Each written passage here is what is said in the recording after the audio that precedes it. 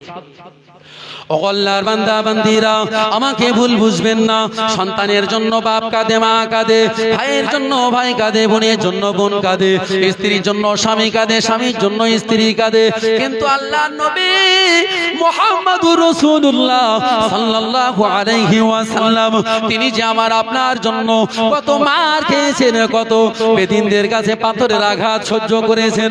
কাফের মুশরিক বেদিন বেঈমানেরা আমার নবীকে মারতে মারতে মারতে মারতে অজ্ঞান করে দিয়েছে, বেহুশ করে দিয়েছে। নবী আমার তায়েফের বুকে গিয়ে দ্বীনের দাওয়াত নিয়ে গেলেন, কলেমার দাওয়াত নিয়ে যায়, কলেমার দাওয়াত নিয়ে যাচ্ছেন। এমন অবস্থায় রাস্তা দিয়ে যেতে যেতে হঠাৎ করে ছোট্ট ছোট্ট কিছু বাচ্চাগুলো আবার নবীর গায়ে পাথর ছুঁড়ে মারে, কাকর ছুঁড়ে মারে। আল্লাহ নবী সাল্লাল্লাহু আলাইহি ওয়াসাল্লাম কোনো দিনের জন্য তাদের প্রতিশোধ নেয়নি, রুকে কোনো দিনের জন্য তাদের দিকে দাঁড়ায়নি। হাত উঁচু করে মারবে এরকম কোনো নজির নেই। আল্লাহ নবী সাল্লাল্লাহু আলাইহি ওয়াসাল্লাম দ্বীনের দাওয়াত নিয়ে তায়েফে গিয়েছেন। ওই তায়েফবাসীরা আমার নবীকে তোমার মেরেছিল বাবা, আমার নবী অজ্ঞান হয়ে গিয়েছে, আমার নবী বেহুশ হয়ে গিয়েছে, আমার নবী অজ্ঞান হয়ে গিয়েছিল, বেহুশ হয়ে গিয়েছিল। আমার পাক আল্লাহ তাআলা তিনি সহ্য করতে পারেন না। ফেরেশতা জিবরিলকে বললেন, হে জিবরিল চলে যাও, চলে যাও, তায়েফের বুকে চলে যাও। আমার নবীকে তায়েফবাসীরা এতবার মেরেছে, আমার নবী আমার জমিনে পড়ে গিয়েছে, আমার নবী আর কথা বলতে পারে না। আমি আল্লাহ পাক রব্বুল আলামিন আমার সহ্য হয় না, হে জিবরিল চলে যাও, তায়েফের বুকে চলে যাও। হুকুম পাওয়া মাত্রই আল্লাহ পাক আল্লাহ তাআলা ফেরেশতা জিবরিল চলে আসলেন তায়েফের বুকে। এসে দেখতে পেলেন তায়েফের তার জমিনে আমার দয়ার নবী, মায়ার নবী জমিনে পড়ে রয়েছেন। আল্লাহ পাক আল্লাহ তাআলার ফেরেশতা জিবরিল এসে আল্লাহর নবীর মাথাটা জাঙের উপরে করে নিলেন, ওর উপরে করে নিলেন, মাথায় হাত বুলাতে লাগলেন। কিছুক্ষণ পর আল্লাহর নবীকে যখন ডাকলেন একবার, দুবার, তিনবার, আল্লাহ পাক রব্বুল আলামিনের নবী কোনো কথা বলেন না। হঠাৎ করে যখন হুঁশ ফিরে এলো বাবা, আল্লাহর নবী সাল্লাল্লাহু আলাইহি ওয়াসাল্লাম জিবরিলের মুখের দিকে তাকিয়ে বললেন, ইয়া আখি জিবরিল, ও ভাই জিবরাইল, আমার উম্মত কোথায়, আমার উম্মত গুলো কোথায়, আমার উম্মতের উপায় কি হবে, আমার উম্মতের উপায় কি হবে? আল্লাহ পাক আল্লাহ তাআলা না আল্লাহ পাক রব্বুল আলামিনের ফেরেশতা জিবরিল বলে, ইয়া রাসূলুল্লাহ, ইয়া হাবিবাল্লাহ, হুজুর আগে আপনি সুস্থ হয়ে নেন, তারপর উম্মতের খোঁজ নেবেন। আল্লাহর নবী বলেন, ইয়া আখি জিবরাইল, ও ভাই জিবরাইল, না না, আমার উম্মতের জন্য বড় চিন্তা হয়, আমার উম্মতের জন্য বড় আফসোস হয়। আমি নবী মুহাম্মদুর রাসূলুল্লাহ সাল্লাল্লাহু আলাইহি ওয়াসাল্লাম আমার উম্মত ছাড়া আমার কিছু ভালো লাগে না। কি নবী অজ্ঞান হয়ে গেছে, বেহুশ হয়ে গেছে, নবী হুশ ফিরেছে, ফিরেই বলছে, ইয়া হাবলি উম্মতি, ইয়া আখি জিবরাইল, ও ভাই জিবরাইল, আমার উম্মতেরা কোথায়? ফেরেশতা জিবরাইল বলছে, ইয়া রাসূলুল্লাহ, ইয়া হাবিবাল্লাহ, হুজুর আপনি আগে সুস্থ হয়ে নেন, তারপর উম্মতের খোঁজ নেবেন। আর কারা আপনাকে মেরেছে আপনি শুধু একবার অনুমতি দেন, তায়েফবাসীকে আমি যে জমিন, এই জমিনের হাত মাটির ভিতরে ঢুকিয়ে দিয়ে ওলট পালট করে দেব। আল্লাহর নবী এই কথা শুনে চোখ দিয়ে টপ টপ টপ টপ করে পানি পড়ছে। ইয়া আখি জিবরাইল, ও ভাই জিবরাইল, কি কথা তুমি আমাকে শোনালে? ইয়া আখি জিবরাইল, ও ভাই জিবরাইল, কি কথা তুমি আমাকে শোনালে বাবা? কি এমন এমন কথা কেন আমাকে শোনালে? আল্লাহ পাক রব্বুল আলামিন দুনিয়ার জমিনে আমাকে পাঠানোর কারণ কি, আমাকে পাঠানোর উদ্দেশ্যটা কি? আল্লাহ পাক রব্বুল আলামিন তিনি আমাকে পাঠিয়েছেন দ্বীনের দাওয়াত দেওয়ার জন্য, কালেমার দাওয়াত দেওয়ার জন্য। ওরা আমি নবী, ওরা আমাকে চেনে না, ওরা জানে না। ওরা যদি জানতো আমি নবী, ওরা আমাকে মারতো না, ওরা আমাকে গালি দিত না, ওরা আমাকে মেরে বেহুশ করে দিত না। ইয়া আখি জিবরাইল, ও ভাই জিবরাইল, ওরা জানে না, জানে না, জানে না। আল্লাহ পাক রব্বুল আলামিনের কাছে হাত তুলে রোনাজারি করতে লাগলেন, ইয়া রাব্বাল আলামিন, আল্লাহ পাক, আল্লাহ তাআলা, আমার গুনাহগার উম্মতদের ক্ষমা করে দাও, আল্লাহ মাফ করে দাও। আমি নবী, ওরা জানে না আমি নবী, ওরা আমাকে চেনে না, অজান্তে আমার সঙ্গে বেয়াদবি করে ফেলেছে। ও রব্বুল আলামিন, আল্লাহ তুমি যদি ওদের ধ্বংস করে দাও, এই দ্বীনের দাওয়াত আমি কাদের কাছে নিয়ে যাব? আল্লাহ,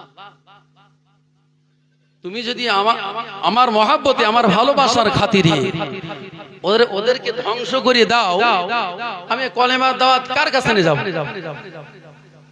আল্লাহ ওদেরকে ক্ষমা করে দাও। কি নবী ছিলেন, ছোট বাচ্চা, নবীর গায়ে থুতু দিয়েছে, পাথর ছুঁড়ে মেরেছে। আমার নবীর গায়ে কত বল ছিল জানেন? কত ক্ষমতা, কত শক্তি আল্লাহ দিয়েছিল। 20 জন, কেউ বলেছে 40 জন। একটা নওজওয়ান যুবক, তরুণ যুবক, তার গায়ে যতটা ক্ষমতা, যতটা বল, এইরকম 40 জন নওজওয়ান যুবকের গায়ে যে বল ছিল, আমার রাসূলের গায়ে তার থেকে অধিক পরিমাণে ক্ষমতা, বল দিয়েছিল। জোরে বলুন সুবহানাল্লাহ। তাই প্রশ্ন কোথায়? ওই ছোট বাচ্চাটা নবীর গায়ে পাথর ছুঁড়ে মেরেছে, থুতু দিয়েছে, পাগল বলে। ওই পেছন ঘুরে নবী যদি ওরে একটা চড় দিত, ওকে খুঁজে পাওয়া যেত? যেত না। কিন্তু মারিনি কেন? আল্লাহ বললেন, হে রাসূল, হে নবী, আমি তোমাকে মারির জন্য পাঠাইনি, আমি তোমাকে পাঠিয়েছি রহমত স্বরূপ। জোরে বলুন সুবহানাল্লাহ। ওমা আরসালনাকা ইল্লা রাহমাতাল লিল আলামিন। কোরআন বলছে, গোটা বিশ্ববাসীর জন্য আমি তোমাকে রহমত স্বরূপ পাঠিয়েছি। এই জন্য রাসূল কোনোদিন প্রতিশোধ নিতে চাইনি, নেয়নি। আমরা তো মানুষ না, অন্য কিছু। হতে হতে আজ আমার আপনার এই পর্যন্ত, আমি যে কথা বলার জন্য এত দূর পর্যন্ত এসেছি, মহান আল্লাহ পাক, আল্লাহ তাআলার নবী হাদিস শরীফের মধ্যে তিনি জানানো, ওয়ায়াকুলু আদামু সাফিয়ুল্লাহ ইয়াউমাল কিয়ামাতি ইয়া রাব্বি নাফসি, ওয়ায়াকুলু নূহু নাবিয়ুল্লাহ ইয়াউমাল কিয়ামাতি ইয়া রাব্বি নাফসি নাফসি, ওয়ায়াকুলু ইব্রাহিমু খলিলুল্লাহ ইয়াউমাল কিয়ামাতি ইয়া রাব্বি নাফসি নাফসি, ওয়ায়াকুলু ইসমাঈলু যাবিহুল্লাহ يوم القيامة يا رب نفسي نفسي، ويقول يعقوب نبي الله يوم القيامة يا رب نفسي نفسي، ويقول يوسف صديق الله يوم القيامة يا رب نفسي نفسي، ويقول داود خليفة الله يوم القيامة يا رب نفسي نفسي، ويقول موسى كليم الله يوم القيامة يا رب نفسي نفسي، ويقول عيسى روح الله يوم القيامة يا رب نفسي نفسي، ويقول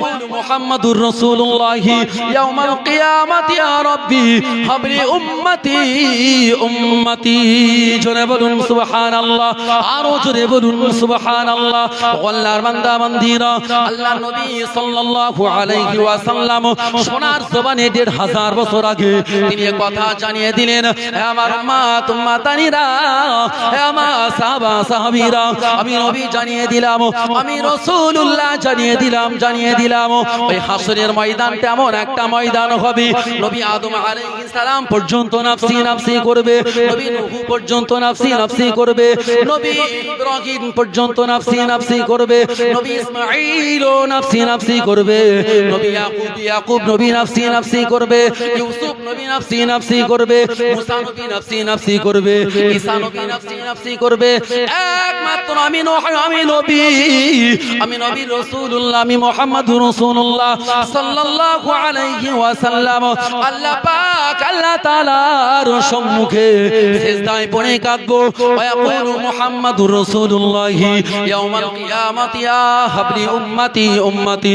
আমার আপনার নবী দো জাহানের বাদশা হাবিবুল্লাহ নবী মুহাম্মাদুর রাসূলুল্লাহ সাল্লাল্লাহু আলাইহি ওয়াসাল্লাম ওই কিয়ামতের দিন দিন, কঠিন হাসরের দিনে সিজদায় পড়ে তিনি কাঁদবেন, ইয়া রাব্বাল আলামিন, আল্লাহ পাক, আল্লাহ তাআলা, আমি নবী মুহাম্মদুর রাসূলুল্লাহ সাল্লাল্লাহু আলাইহি ওয়াসাল্লাম, আল্লাহ তোমার বন্ধু আমি নবী, আমার উম্মত গুলো কি করে বাঁচবে? আল্লাহ আমার উম্মতের উপায় কি হবে? আল্লাহ আমার উম্মতের উপায় কি হবে?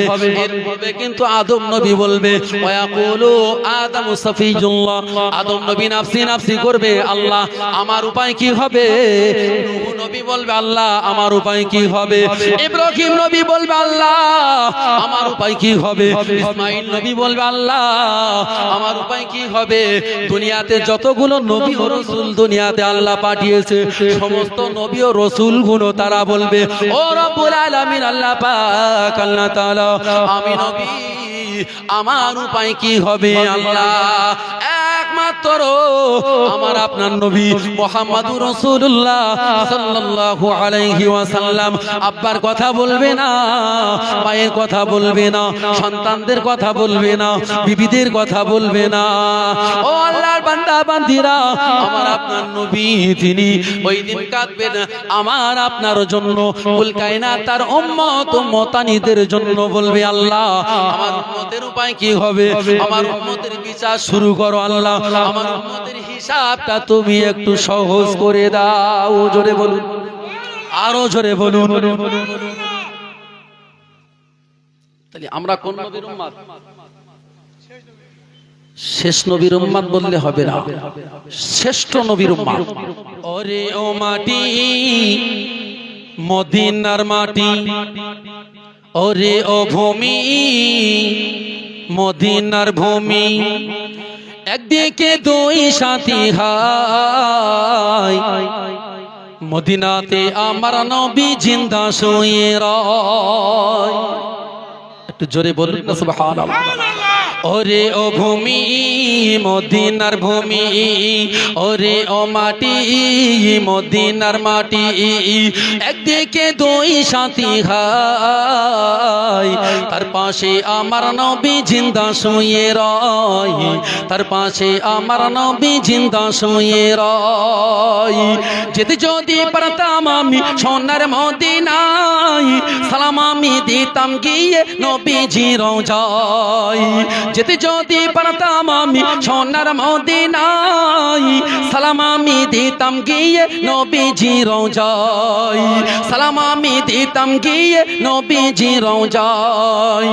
মদিনার ওই ধুলাবালি পাই যদি সামনে আমি, মদিনার ওই ধুলাবালি পাই যদি সামনে আমি, মাকদাম আমি পেলে পরে সুরমা বলে হায়।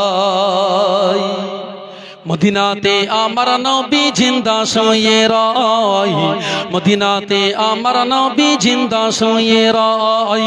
ওরে ও ভূমি, মদিনার ভূমি, ওরে ও মাটি, মদিনার মাটি, একদিকে দুই সাথী হায়, তার পাশে আমার নবী জিন্দা শুয়ে রয়, তার পাশে আমার নবী জিন্দা শুয়ে রয়।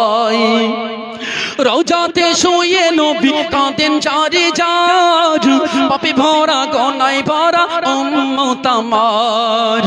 রওজাতে শুয়ে নবী কাঁদেন চারি জার, পাপে ভরা গনায় ভরা উম্মত আমার, পাপে ভরা গনায় ভরা উম্মত আমার। কিয়ামতের দিনে নবী করবেন যে রওনা জারি, কিয়ামতের দিনে নবী করবেন যে রওনা জারি, আল্লাহর দরবারে নবী পড়ে সেজদায়। মদিনাতে আমার নবী জিন্দা শুয়ে রয়, মদিনাতে আমার নবী জিন্দা শুয়ে রয়। ওরে ও ভূমি, মদিনার ভূমি, ওরে ও মাটি, মদিনার মাটি, একদিকে দুই সাথী হায়, মদিনাতে আমার নবী জিন্দা শুয়ে রয়, তার পাশে আমার নবী জিন্দা শুয়ে রয়। রঙিন রঙিন মেঘের বেলা যাই বই যাই, বেটা তোর মন যে আমার বড় সহায় রঙিন রঙিন মেঘের বেলা যাই বয়ে যাই বেটা তোর মন যে আমার বড় সহায় মিটবে মোর মনের আশা পাই যদি নবীর দেখা মিটবে মোর মনের আশা পাই যদি নবীর দেখা মুক্তি আমি পেয়ে যাব ওই হাসরের দিনে জোরে হবে না একটু জোরে বলুন না সুবহানাল্লাহ মদিনাতে আমার নবী জিন্দা শুয়ে রয় মদিনাতে আমার নবী জিন্দা শুয়ে রয় ওরে ও ভূমি মদিনার ভূমি ওরে ও মাটি মদিনার মাটি একদিকে দুই সাথী হাই তার পাশে আমার নবী জিন্দা শুয়ে রয় তার পাশে আমার নবী জিন্দা শুয়ে রয় যেতে যদি পারতাম আমি সোনার মদিনায় যেতে যদি পারতাম আমি সোনার মদিনায় সালাম আমি দিতাম গিয়ে নবীজি রওজায় সালাম আমি দিতাম গিয়ে নবীজি রওজায় মদিনার ওই ধুলাবালি পাই যদি সামনে আমি মাকতাম আমি পেলে পরে সুরমা বলে হায় মদিনাতে আমার নবী জিন্দা শুয়ে রয় মদিনাতে আমার নবী জিন্দা শুয়ে রয় একেবারে সংক্ষিপ্ত আকারে কেউ আর রিকোয়েস্ট করবেন না অনুরোধ আমার খুব গুরুত্বপূর্ণ কিছু কথা তুলে ধরেছি বলছে কবর আমার খবর বান্দারে তুই শুনলি না দিন দিন তোর কাটছে হায়াত একটি বার গুনলি না দুনিয়ায় আসার আগে মায়ের পেটে ছিলাম ওখান থেকে দুনিয়ায় এসেছি এখান থেকে আমাদের আবার একটা জগতে যেতে হবে জগৎটার নাম কবর সেই কবর বলছে বলছে কবর আমার খবর বান্দারে তুই শুনলি না বলছে কবর আমার খবর বান্দারে তুই শুনলি না দিন দিন তোর কাটছে হায়াত একটি বার গুনলি না দিন দিন তোর কাটছে হায়াত একটি বার গুনলি না বারে বারে দেখে আমার সেই চোখেতে চিনিলি না কবর বলছে কবর বারে বারে দেখে আমার সেই চোখেতে চিনিলি না বারে বারে দেখে আমার সেই চোখেতে চিনিলি না দিন দিন তোর কাটছে হায়াত একটি বার গুনলি না দিন দিন তোর কাটছে হায়াত একটি বার গুনলি না কোথায় রে তোর আংটি বালা আজ কেন তোর হাত খালি কোথায় রে তোর আংটি বালা আজ কেন তোর হাত খালি শখের বাড়ি শখের গাড়ি আজ কারে তুই দিয়ে এলি শখের বাড়ি শখের গাড়ি আজ কারে তুই দিয়ে এলি পথের সাথে মোটর বাইক সঙ্গে কেন আনলি না পথের সাথে মোটর বাইক সঙ্গে কেন আনলি না দিন দিন তোর কাটছে হায়াত একটি বার গুনলি না দিন দিন তোর কাটছে হায়াত একটি বার গুনলি না হায়াত মানে কি হায়াত মানে সময় সময় হায়াত মানে হলো সময় কবর বলছে বান্দা দিন দিন তোমার সময়টা ফুরিয়ে যাচ্ছে হায়াত শেষ হয়ে যাচ্ছে একবারও কি তুমি চিন্তা করে দেখলে না ভেবে দেখলে না হে বান্দা বলছে কবর আমার খবর বান্দারে তুই শুনলি না দিন দিন তোর কাটছে হায়াত একটি বার গুনলি না দিন দিন তোর কাটছে হায়াত একটি বার গুনলি না উপর নিচে আগে পিছে দেখবি শুধু মাটি মাটি উপর নিচে আগে পিছে দেখবি শুধু মাটি মাটি নাই রে সে তাই খাট গদি নাই রে পাংখা নাই বাতি নাই রে সে তাই খাট গদি নাই রে পাংখা নাই বাতি নাই রে দরজা নাই রে জানালা দেখবি শুধু আন্ধারি নাই রে দরজা নাই রে জানালা দেখবি শুধু আন্ধারি নাই রে বিবি নাই রে টিভি নাই রে সাদের বন্ধুরা নাই রে বিবি নাই রে টিভি নাই রে সাদের বন্ধুরা কবর বলছে বান্দা দুনিয়াতে তোমাকে থাকতে এক ভালো লাগে না, এই বান্দা আমি কবর আমার ভিতর এমন একটা জায়গা, আমার কোনো দরজা নাই, আমার কোনো জানলা নাই, আমার ভিতরে কোনো বিছানা নাই, আমার ভিতরে কোনো বালিশের ব্যবস্থা নাই, আমার ভিতরে কোনো পাখার ব্যবস্থা নাই। বান্দা রে দুনিয়াতে তোমার একা চলতে ভালো লাগে না বলে, রাতের বেলা একা থাকতে ভালো লাগে না বলে তুমি বিয়ে করেছিলে, সুন্দর বিবিটাকে পাশে রেখে সময় কাটিয়েছো। এই বান্দা এমন কি সুন্দর একটা ফোন কিনেছিলে, টাইম পাস করার জন্য তুমি ইন্টারনেটে ব্যালেন্স মেরে, মানে নেট ব্যালেন্স মেরে রাত 12টা পর্যন্ত টাইম পাস করেছো। এই বান্দা আজ তোমার এই কৃত কর্মের ফল আমি কবর আমার ভিতরে তোমাকে ভোগ করতে হবে। কবর বলছে একা থাকতে ভালো লাগে না বলি কবরের ভিতরে কি একটা ফোন দেবে, দেবে দেবে না?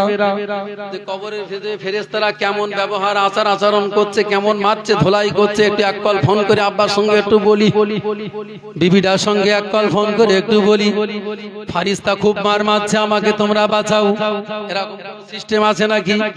না, কোনো সিস্টেম নেই। জন্য কবর বলছে মোবাইলের সেটটি কেন তোর কবরে আনলি না, মোবাইলের সেটটি কেন তোর কবরে আনলি না, ফোনের টাওয়ারও থাকতো যদি নিজের টাওয়ারও থাকবে না।